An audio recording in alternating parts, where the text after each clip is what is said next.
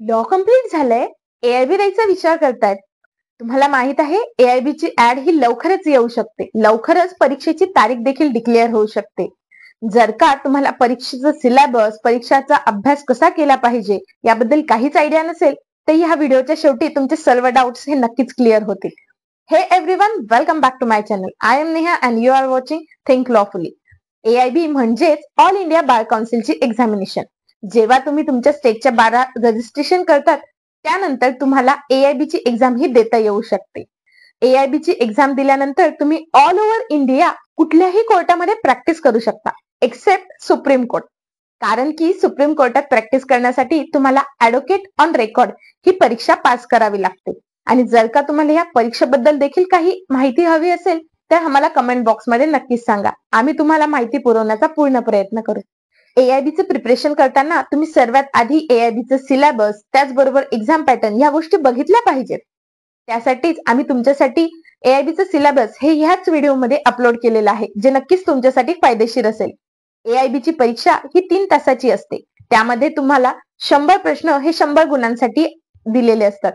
प्रत्येक प्रश्न हा 1 मार्कासाठी असतो.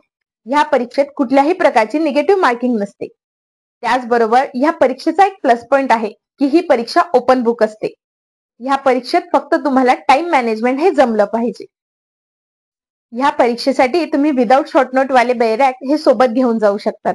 आणि तुम्हाला शॉर्टनोट वाले बैरॅक हे तिथे अलाउड होत नाही. त्यामुळे तुम्ही बैरॅक नीट चेक करूनच घेऊन जायचे. As per your syllabus you have to take the बैरॅक्स.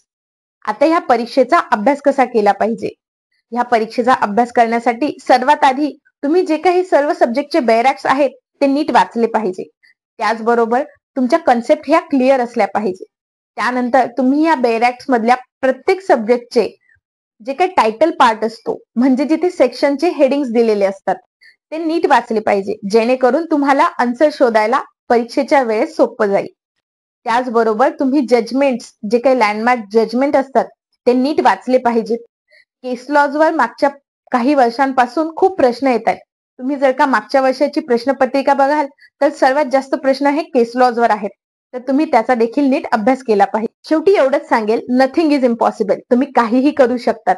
तुम्ही सिलेबसचा व्यवस्थित स्टडी करून आणि प्रिव्हियस इयरच्या क्वेश्चन पेपरचा व्यवस्थित अनालिसिस करून ही परीक्षा खूप आरामात पास होऊ शकतात. All the very best guys. I hope तुम्हाला व्हिडिओ आवडली असेल, आणि आवडली असेल तर नक्कीच या व्हिडिओला लाईक करा आणि अजून अशा माहितीसाठी आमच्या चॅनलला सबस्क्राईब करा. थँक्यू.